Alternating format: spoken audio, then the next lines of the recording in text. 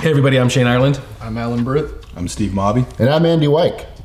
Welcome to another episode of Mystery Tobacco Review. Mystery Review. I forgot what we were doing for a second. Yeah. Mystery something. It's a mystery. It's a mystery what we're doing and who's doing it to us. No. This month we have a special guest inquisitor, our good friend Jared Coles. And Jared sent us something that I am already pretty perplexed by, I would say. Let's get into it. So, the bag note, Yeah. super vinegary. Interesting. Yeah. As we've been sitting here kind of smoking for a minute before we filmed, the entire time I've been saying that it reminds me of brisket. And I can't get that out of my head. Yeah. That like charred meat, peppery. Yeah, the vinegary. pepper is very strong for me right now. Even in the side stream right here, that this is just, it's putting out kind of a lot of smoke considering I'm not even puffing on it. There's some Periki vibes. Yeah. I'm not sure yet if I'm tasting it this early on, but it certainly smells like it has that sort of peppery, musty, earthy kind of vibe going on. Yeah. I so far have not tasted any Perique, but I was kind of expecting to, based on the bag note and just the general vibe. For me, it's more dark fired than Perique, I think. That's kind of what I'm getting spice wise. I am getting a slight fruitiness though, which like could be attributed to a topping, but I smelled nothing on that topping that I would. Fruity. Smelling the bag, I would not have said any kind of topping. Yeah. I don't know about your guys' samples. Mine was pretty dry. Yeah. And I think that is, in terms of like bag note, tin note, and I mean, honestly, characteristics overall, that is an impediment to being able to narrow down what we're smoking here. So I think this is a bit of a challenge. I think it's likely that this has some age on it, and maybe that accounts for like the slightly lower moisture content. But yeah, I was not getting very much from the back note at all. Yeah, it was a. It's nondescript. Aroma. Yeah, nondescript is probably a pretty good way of putting it. As far as the flavor, it does have something familiar going on. It's night and day from the cold draw to what it tastes like though. Like now that I've got into it a little bit, it's kind of sweet, and I keep getting this like plummy, rich, stone fruity note. Really? Am I alone in that? No, I think that's where I'm leaning to. I mean, the retrohale gives me some spice, but it's kind of hard to tell if that's moisture content or lack thereof, or if it's Perique. Yeah. But I do get more, like, I don't think this is my guess, but something about this reminds me of like aged old Gowrie or whatever. Like there's like some of that sweetness and malty, bready character, and maybe a little bit of spice. I kind of don't think that's what this is, but I am leaning towards European manufacturer so far. I'm not getting a lot of sweetness. Like for me, it's a little bit more dry than I would have expected looking at the actual tobacco, but that could be moisture content too. I typically find that if it's kind of dry, I don't get as much sweetness as I'd want. Well, if something's burning a little faster, like you get a little more of the spice, like, you know what I mean? There's a little more strength, or the perception is that there's a little more strength of flavor. I think I got the sweetness when I put this down and kind of let it sit there for a minute, and it kept burning, which is really interesting. It's packed really well and burns really well. And then when I came back to it, as it was like barely smoldering, then I was getting the sweetness. Yeah, the more I'm getting through the bowl here, which I'm still very early on, but the sweetness is definitely coming more to the forefront. Plumminess. I feel like it's also far more prominent when you take smaller puffs. See, for me, I felt the opposite. I just took the biggest puff that I've taken on that so far, and it hit very, very strongly with the plum. Interesting. I'm getting like some weird, like camphor. Really? Kind of notes. Like some woodiness? Yeah. But like I can see that. iodine kind of like scotchy peat kind of thing going on. and it's like very, very subtle, and like after you blow the smoke out, so it's like a very slight hint on the sort of aftertaste once it hits the palate. That's interesting. Yeah, I would not have put that into words, but as soon as you said like the iodine and especially on the like the medicinal sort of like Islay Scotch sure. deal. That's interesting. Huh.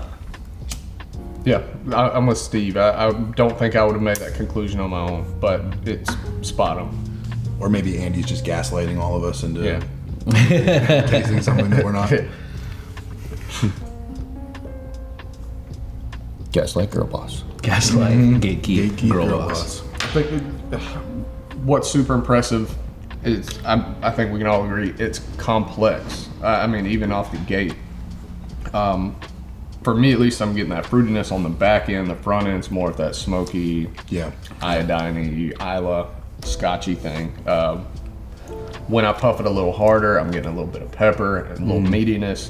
It's robust. This is my kind of smoke, honestly. I don't feel like I've ever smoked this. There's something so familiar about it. I just like... The cut is also throwing me for a loop here a little bit. Because it doesn't look like this is a factory cut. Yeah. No. Like, I think this is a rubbed out flake. That's what I was thinking. That was my initial first impression was what is going on in this bag? What is going on? And I can't really decipher who's flaking it. Like, if that's the case, Jared, you did a great job. I mean, it sort of looks like you put it through like a coffee blender or something, honestly. Like, it's very, very There's like kind small. of a lot of small pieces, I could see Jared doing something like that. Yeah. There is, because he's insane. There is In a good way. There's a lot of like intact, like pressed pieces here that are lighter in color. Oh, mine didn't have that though. No, No, mine was all like. I mean, I think it's the same tobacco, but mine doesn't have quite as many. like a little bit right here, yeah. But no, I mean look at that. No, yeah, yours looks like a broken flake almost. Yeah, mine's got a few chunks in there like that. A little chunky. But it's a little chunky. Why are these numbered? It's a pretty passable ribbon. Oh, that's a great a great question. question. Why are these numbered? I know Jared can count, so Yeah. Yes. At least a 4. At least. at least to 4. Yeah. No, I'm serious. Like, wait a minute. I threw my bag to the side because I didn't notice the numbers. I may have to grab my bag to But you were number You were 3. 3. Yeah. Or at So- least I assume it went 1, 2, 3, 4. Wait. not- So who put these bags out? Was it our cameraman? So he assigned these bags to us. All right. Might be some sneaker. Interesting. some I mean, so And also, so, like, wait. The plot thickens. The plot thickens. thick plottons. The thick plottons. These are like standard kitchen type Ziploc bags, which we do not have laying around the office That's because we true. do not use these for tobacco. Yes, in the I store. believe they're actually Glad brand. They might be. I think they're probably a not copyrighted brand. No, I'm just saying. They're a brand that didn't sponsor us for this Nondescript. video. But I'm going to assume that this is how the tobacco was actually sent to us in these bags. Do you see what I'm saying? Yeah. Like Yeah, these that are makes these sense. are these have Jared's kitchen written all over them. Yeah. So anyway, I mean, that doesn't necessarily mean that we were given specific bags for specific reasons, but yeah. Anyway, Or maybe he just thought we would get confused if we didn't have numbers to separate them. or he wanted to Who see knows? social experiment to see how we ranked each other.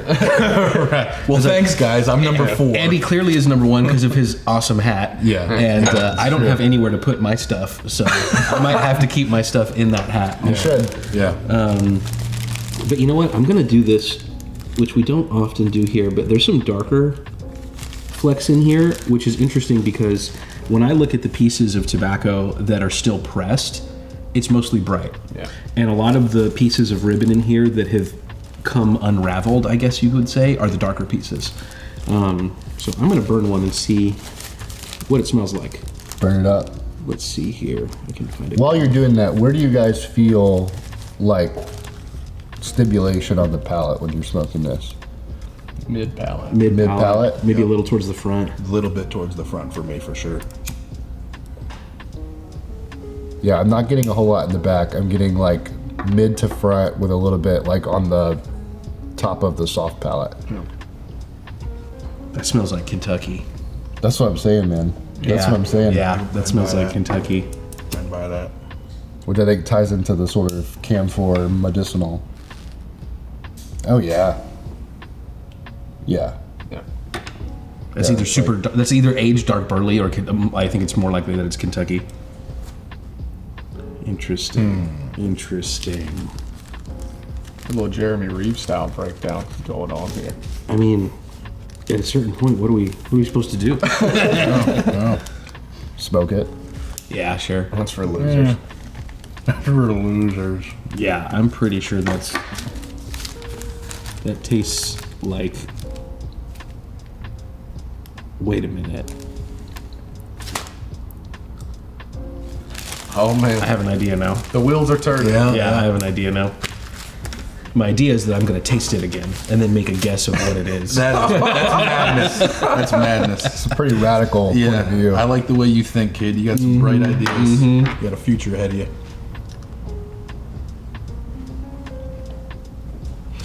Oh, okay. I'm going to crack this whole thing wide open. No, when's the last time any of you have smoked Orlick Dark Bold Kentucky or whatever it is, or Peter Heinrich's Dark Strong Kentucky? On Tuesday. I was going to say pretty recently for Alan. Last week. It's been a minute for me. Yeah. Last Tuesday. So, I'm not. what? I mean, it's like pretty heavily, like. Not really. Really? Yeah, I mean, my memory of it, fresh at least, is that it's a pretty distinct balance between like brighter leaf and your darker burleys and your dark fired, but that there's like a sweetness to it. But the top note is not what I'm not getting that at all. Like that caramely molasses. Yeah. Well, see, that's the thing though. This is a little on the dry side. That's true. And I keep coming back to that, and it's like I'm trying to think of. There's a little bit. So I said Old Gowrie initially, which I'm pretty damn sure that's not what this is. And Alan and I were both talking about sweetness, and I do feel like I don't know what it is, but I do feel like that sort of honey vibe that you get from the Rattray's Virginias, and that you also get from some of the Orlick produced flakes. I don't know. That might be one of the things here that feels familiar to me. So Alan, sorry. No, go ahead. When you were smoking it recently, Alan, was there any age on it? Well, it was Orlick Dark Strong, so it Has to. had to be. Yeah, it hasn't been produced in a while. But I smoked, similar to Peter Heinrich's. I smoked through a can of that late last year, and I felt like it was much brighter. The brights were brighter. So whatever this is, if we're assuming it's in that realm, I do think it's got some age on it. Yeah, I'm just wondering, like, from your experience smoking it recently, whether the age stuff or the stuff last year that wasn't, are you getting similarities here with the topping? I could. I don't know if I would have made that comparison on my own, but yeah, I definitely could get down with that.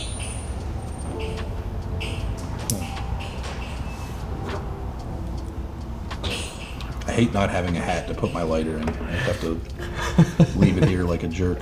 Yeah. Yep.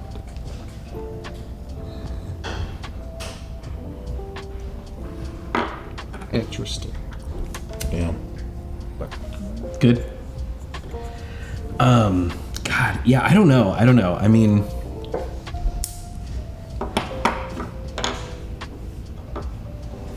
I'm second guessing myself on everything that I'm experiencing with this blend more than usual. Yeah.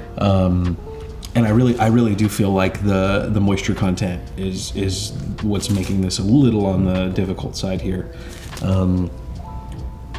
So this may be diving into the playing the person, not the tobacco game. But I know Jared's been smoking a ton of GLPs lately. Yeah. I don't taste GLPs or like C&D in this at all, Yeah, I mean, but I have been wrong. There's a first time for everything. Yeah. based on the cut, I would just find that really, really hard to believe that it was a C&D. Yeah, I'd be surprised if it was. I mean, what we're tasting, just strictly based off what we're tasting, now, we burned that little piece of tobacco. There's little pieces of tobacco, and said, okay, yeah, that smells like dark fired. But I mean, no, there's no way. There's no way that this is made by C&D. I don't think so. What's everybody feeling in terms of nicotine strength?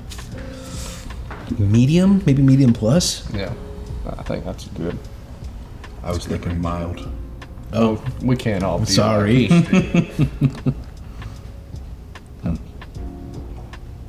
find it really hard to rate tobaccos based on nicotine. Yeah, they're just all mild. They're just all mild. They're just all mild. No, tobacco tempered. This is my first smoke of the day, and I feel it a little bit. It's definitely not on the strong side, but I would say medium. Also skipped breakfast. No breakfast ribs same. for me this morning. No breakfast ribs. Same. Well, I knew we were going to get some brisket flavor, so I skipped the ribs. Yeah. I do have some overnight oats waiting on me. Okay. Shout out to Andy. Yeah, overnight He oats, put you up on that? functional hats. You guys are like You guys really, are so grown up, man. Yeah. You gotta live Me and life. Steve are over here eating ribs in the morning and leaving our lighters laying around everywhere. Got some yogurt in there, some flaxseed, good Chia seeds, dietary man. fiber. Yeah, Chia seeds. Yeah. Okay. Yeah, think about what a bird would eat, and then that's what you gotta do. That's what you gotta That's do. how you learn how to fly. That's right. Fly. Early bird gets the chia seeds. Early bird gets the overnight oats. I eat more like a stray dog, Yeah. I think. Just kind of whatever I stumble scavenger. across. I eat Whatever like a can- stray dog that stumbled into a buffet that nobody, that's like just unattended. No, just like whatever anybody, like if somebody leaves their sandwich on the table and like goes to the restroom. Oh, it's like, gone. Gone. Got. And you're gonna see me looking kind of guilty, but you're not sure if I did it or not. Yeah. Like Here at Low Country Pipe and Cigar, we have like very strict lunch security policies. Do not walk away from your desk with your lunch unattended. That's why you need one of these hats, because then you can put like a clip bar. You can put your You can put a sandwich in there. Can I fit some ribs in those pockets? Yeah. How much room you Maybe got? a half rack. Maybe Half not a rack? full. Okay. if you tied it So I with need two twine, of you could those hang it hats. off of the back. Yeah, That's like, true. Like a safari neck cover. That's There you true. go. A meat rat tail. A meat rat tail. Yep.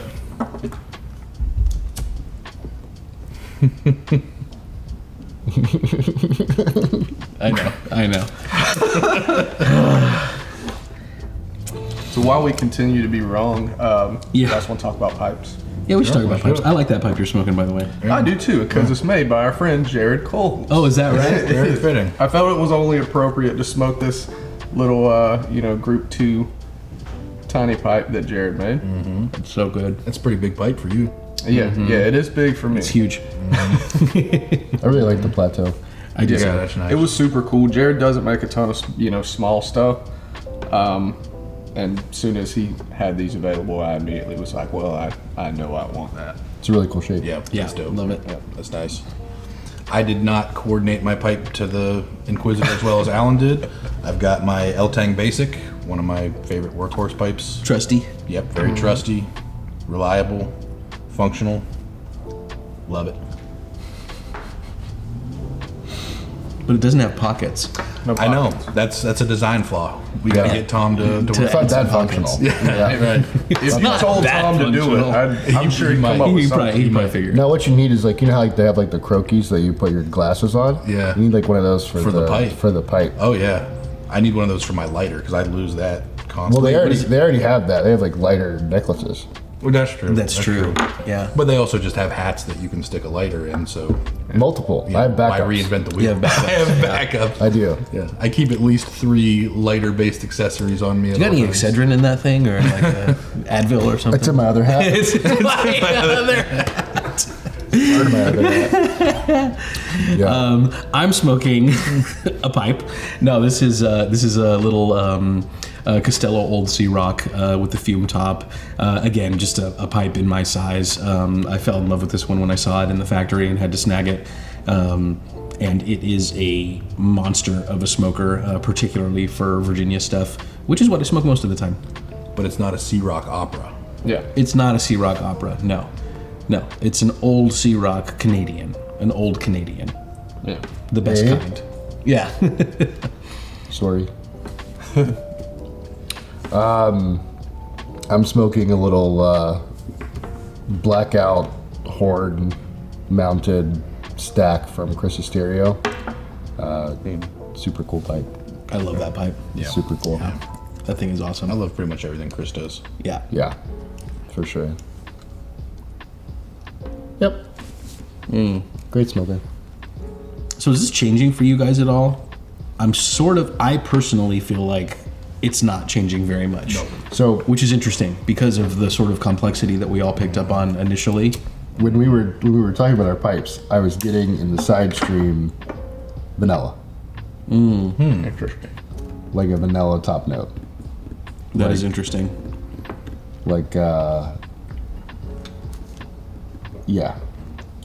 I had a moment not too long ago where I felt like I was tasting licorice a little bit as well. Mm-hmm. Like a little bit of anise. And the vanilla thing I can get too, because we talked about like the woodiness, and again, when you're talking about like where on the spectrum all these flavors, you know, cluster, like vanilla and like charred wood and you know like a lot of that stuff is in the same sort of space. It's why you tend to get a lot of vanilla notes out of like barrel aged whiskeys and stuff. That comes from the barrel, not from the distillate. Man, For me, at least, I feel like where I was picking out those flavors individually before, they've kind of coagulated into one sound note. yeah, I guess that's true. It's a little more round and a little more like homogenized or whatever than it was initially. Man, I'm still not getting anything else.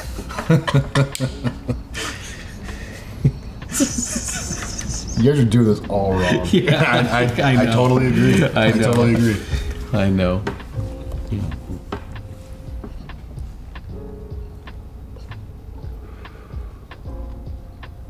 Yeah, I'm still not getting any vanilla. I'm also still not getting any closer to knowing what this is. Yeah, that's also No. very true. So this sounds like a ridiculous statement because we're so often wrong. Yeah.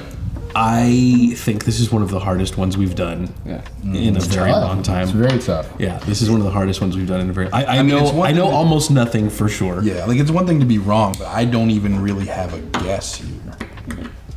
Yeah, the only thing that I'm even slightly, I'm not going to say sure, but slightly inclined to believe is that it's European manufactured, but I'm not even 100% on that. Yeah, I think I'm sticking with European manufacturer.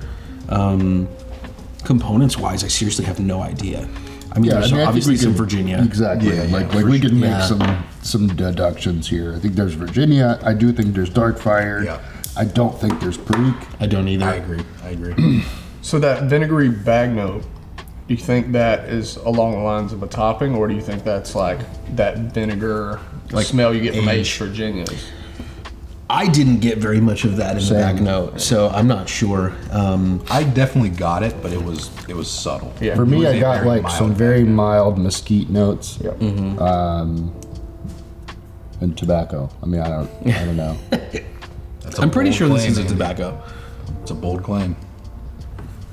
There's stuff. I mean, this reminds me a little bit of Hot take McConnell's. cotton. Yeah, hot take. This reminds me a little bit of McConnell's Folded Flake. I feel like it's maybe not spicy enough.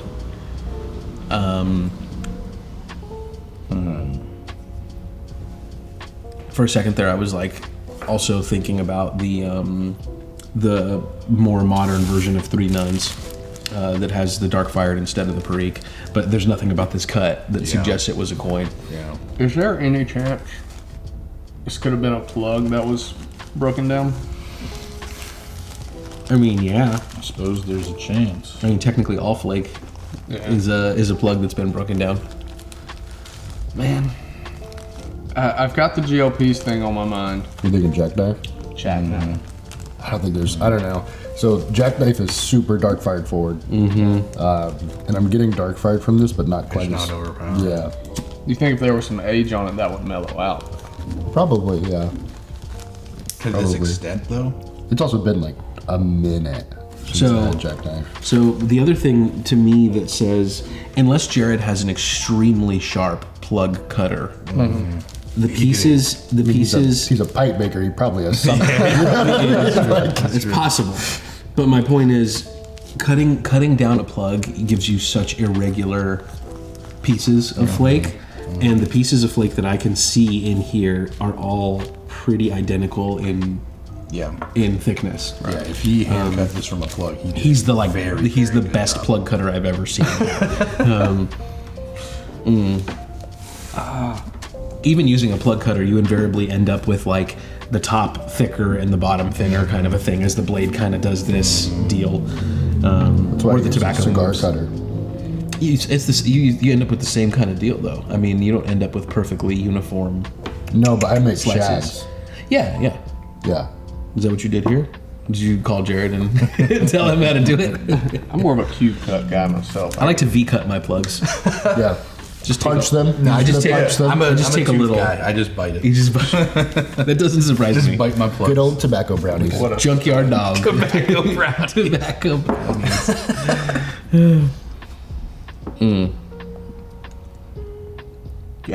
I agree with you. I've never been more unsure. As wrong as I've been, never been this wrong. At least when you're wrong, sometimes you're sure that you're right. You know what I mean? Yeah. I'm sure that I'm unsure. That's all I got right now.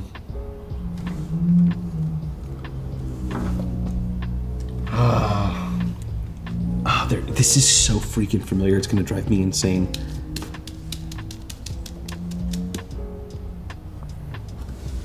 What about age? I think moisture content here is also not giving us the full picture. Yeah.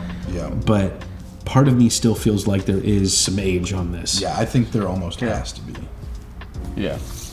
It's just a question of how much. I mean, I'm sure Jared has a nice cellar. I'm sure he's holding on to some stuff. Yeah. You know, interestingly enough, not too long ago, and I'm pretty damn sure that's not what this is, but Jesus, maybe I should, before I blurt this out. No, it can't be. Okay, so Jared and I, before he was a full-time pipe maker, before I worked for Smoking Pipes, we were both living in San Diego. We were both in the San Diego Pipe Club, and I only remembered this because a couple of weeks ago I found one of the jars and I opened it and I smoked some. There was a point, like, I don't know, 12 years ago or something, where he and I split a big order of bulk tobacco from Smoking Pipes that we bought. Okay. It was like, we bought like two 24-ounce boxes each of like luxury Navy flake and Peter Stokkebye luxury bullseye flake, and like weighed them out at my house and like split them up. And I just found some of those jars like not that long ago and started smoking some of it. So for a second there I was like, wait a minute, like, is this that old stuff that we bought together? Because that would be like a really interesting callback. But I'm pretty sure it's impossible that this is luxury bullseye flake. And there's too much dark tobacco in here for it to be luxury Navy. If it was luxury Navy that was that old, it would be uniformly dark. That I should say that. I found another piece of tobacco I'm going to smell.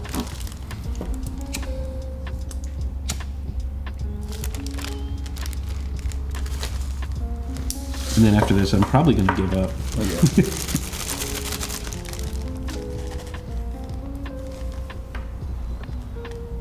See, that smells like straight up burley. That smells like just air cured leaf to me. Yeah. Jackknife.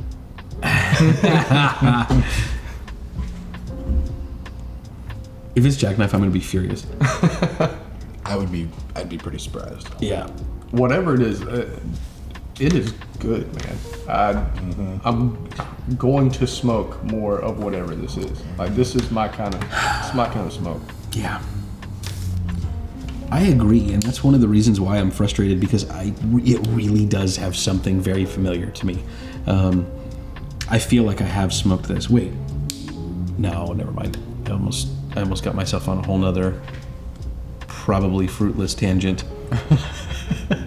As I'm more than halfway through the bowl here, it's really starting to like smooth out. Like I've lost some of the peppery notes. The medicine-y flavor is not quite there. I'm just getting plumminess, but not overly sweet. Yeah, it's pretty spot on.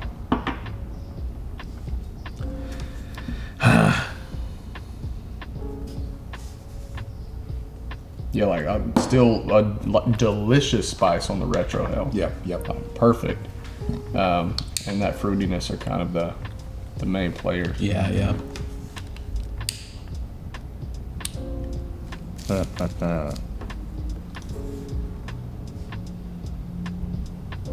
Well, Could this just be Howl of the Wind? How is Perique though, right? It does, but it also is like fairly Kentucky forward, like not dark fired, but just like dark burly. Yeah, I'm still getting Folded flake also, like the Perique is pretty noticeable even when it's aged. I'm still getting some sort of like vanilla-y casing kind of thing. I just had like a little hint of coconut, and that's like really tricking me out. I really could see this being Peter Heinrich's Dark Strong. It could be. It Lick's. seems lighter than that. Like, It's that tobacco is not actually strong though. That's the thing. no, I mean lighter in color. Oh, lighter sure. in like I remember Dark Strong being like it looks like a beef jerky. I mean, it depends on the age, but if you open a tin of that fresh, the center of it is like honey colored, and the outer edges are like very, very dark. super contrast. Yeah, the contrast is very stark. Even in the tin I opened last week, I assume it. How long has that been discontinued? The Orlick? Yeah. Oof. 8-9 years, I think. Yeah. It's got to be. So at least an 8 and 9 year old tin, and it was still pretty wildly contrasted. Yeah, there was still some good brightness in there. Yeah.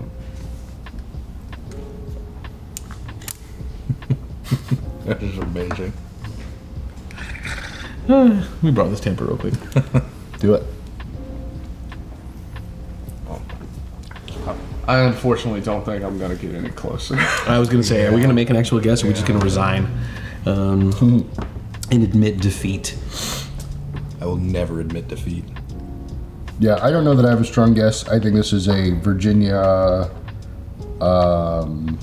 blend with dark fired. I think that there's a slight casing, probably like honey or anise or maybe a little vanilla. Yeah.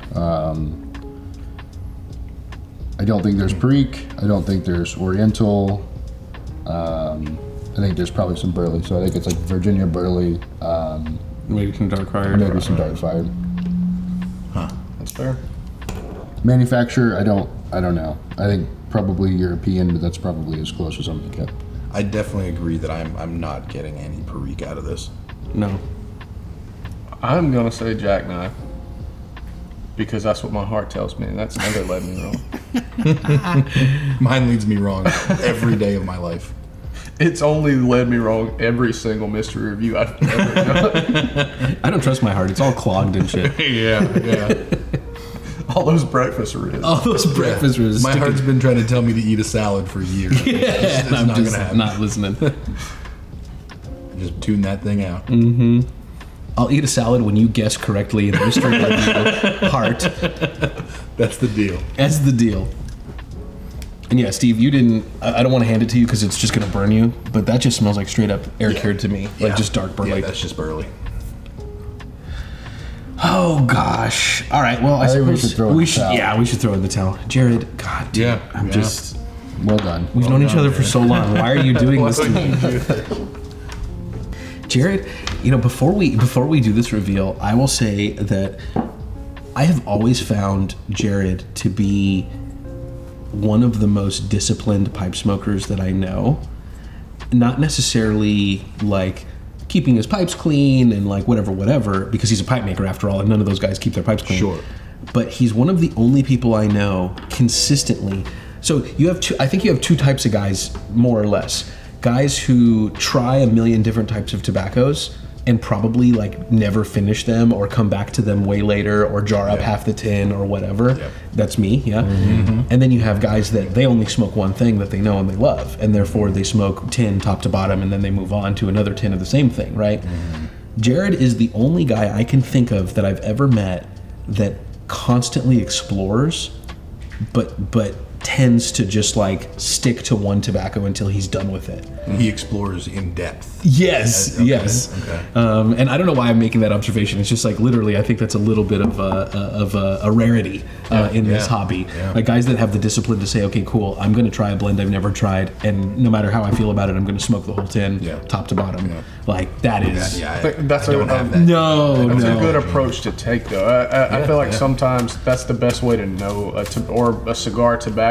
Yeah, I agree. sure. If you For smoke sure. a cigar one time, I don't really think you're not getting the fully whole- understand no. that cigar. No, until you absolutely. smoke. I take what 5, Shane 10. said about Jared as an absolute compliment. Yeah. That's a great. It's I do. discipline. It really is. Yeah. So many things can change what you're tasting. What you had for breakfast, what Time of the day, the pipes the you've beverage. Yeah, and Yeah, how many ribs you got sticking to your heart? you really need to smoke like a lot of something to understand it. Yeah, I mean, I think that the tobaccos that I understand very well are ones that I've smoked like kilos of over the years, and apparently still get wrong too sometimes. But yeah, no, I mean, I've never ever, I don't think once, taken a brand new tobacco to me and smoked through the whole tin without trying anything else in between or whatever. No, it's never happened. Yeah, probably never once in my entire life. All right, let's see. Hey guys, long-time listener, first-time caller. Thank you for letting me participate. I did not have this incredible cellar to pull from this time. So I went a little bit unorthodox, and there are two tobaccos that I know you're going to be familiar with, but I did put them together. So one of them is something that you're all going to be super familiar with, especially if you know me. One of my personal favorites, Orlik Golden Slice. I smoke it all the time. So I did slice it a little finely just to be a little tricky. And I added in a little something else, which is Brown Irish Twist. So I have a 10-year-old jar. I added a little bit of it in, also chopped it up pretty finely. Add a little spice, a little kick. So hopefully you guys were able to pick that out. But I would get an enormous amount of personal satisfaction if you could not pick it out. So I'm torn. But thank you for allowing me to participate. Really appreciate it. And I'll see you next time. Something a little less tricksy if we do this again. Thank you. Appreciate that. Okay, so now that Okay, makes hold on. sense. Hold on. I regret. Now this wasn't going to get us any closer. When I was smelling that piece that I believe to be mostly air cured leaf. First of all, it was weird looking. I don't think you guys saw it before I lit it, or at least not very closely. But it was sort of like like accordion a little bit. Same. I have like a piece right there. Yeah, which is like, okay, why? You know, that's not how they don't press flakes that way. Yeah. But for a minute, I had something that reminded me of Condor. Like that dark fired and dark burley thing, but without like the crazy Tonkin flavor. Which again, Tonkin and vanilla, like super close. Exactly. And a lot of those like Gay With Made products have Tonkin vibes. I don't feel bad. I do feel pretty good, actually, I should say, about picking up the honey and the sweetness and the sort of Virginia notes that are absolutely coming from the Orlik in this case. I haven't. Did he say brown Irish? Brown Irish Twist, yeah. I haven't smoked it in so long. You smoked it yesterday. I was gonna say I am so mad. Orlik and Brown Irish are like two of my top 3 favorite tobaccos of all time, and I would never have guessed either one of them out of This makes me feel better, personally. Yeah. Just because it explains all that like charred meat goodness I was tasting. Absolutely. It doesn't make me feel like I was just hungry. It's just. I might also just be hungry. Well, if you were eating ribs instead of oats, you'd probably be a little better. Breakfast of Champions. That's some good advice. But looking at this now, it is very obviously a piece of rope. Yeah. Which makes me so frustrated. Yeah, I'm so mad about that. I'm so mad that I did not pick up on either one of those. I'm not mad about it. I feel like flavor wise, we nailed it. Yeah. Components wise, I think we were pretty close. They both are European manufacturers. Yep. I think. Oh, everybody nailed it, but Alan. I feel like I should point that out. Yeah, 100%. We all totally succeeded here, and Alan should be embarrassed. Yeah, no, I'm counting it as an L for myself because I should have at least picked up on one of those two. Because I've literally smoked both of those tobaccos within the last week. Yeah. And I'm gonna say like Orlick Dark Bold Kentucky / Peter Heinrich's Dark Strong, like they're so similar. I'm gonna say that was not a terrible guess. Yeah. I don't think it was. No, I don't think it was. That was pretty good. Yeah, we were definitely in the right ballpark. Well, I admittedly have never smoked Brown Irish. We have it in stock currently. Yeah. I'm gonna get some. I got a jar of it upstairs if you want to try it. That sounds great to me. You know, I also I think I've been fairly vocal about this over the years, but to each his own or her own. I never blend anything. Yeah. Personally. Same. Like I never enjoyed playing around with like mixing tobaccos or whatever. I want to experience, you know, I do this. I mean, yes, I'll make a cocktail with a whiskey, but I never take whiskeys and like combine two whiskeys and say like, oh, cool. Yeah. Super whiskey. Super whiskey. Mega whiskey. Chase that whiskey with some whiskey. Yeah. I mean, I've done that. Sure. But one after the other, you know. Right. This is my Irish bourbon.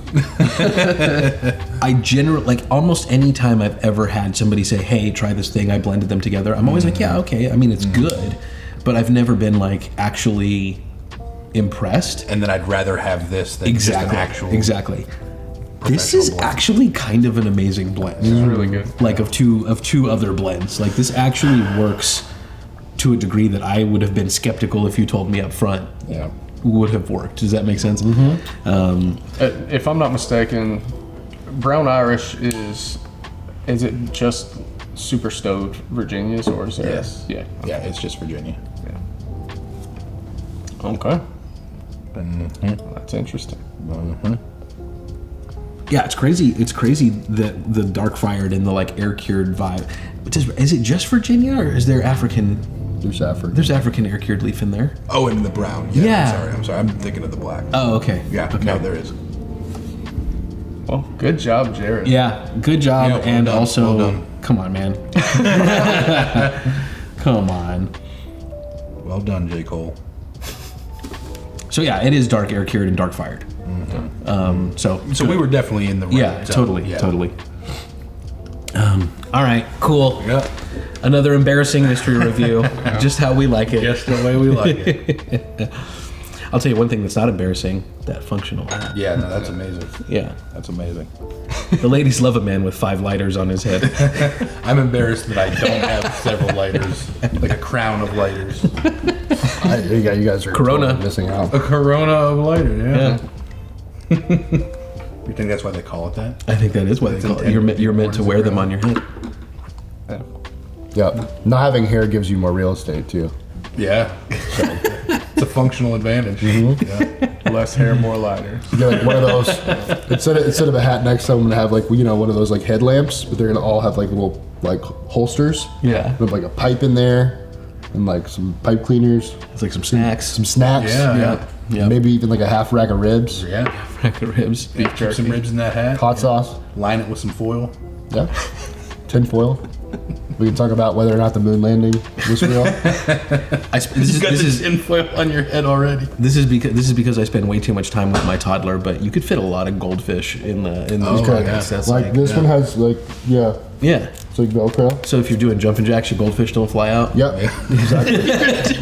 That's a problem that I encounter in my daily life. That's a toddler's first question and everything. I wonder how many goldfish I can fit in there. Can I safely do jumping jacks? Thanks, everybody. Yep. Catch you next time. See you next time. Yeah.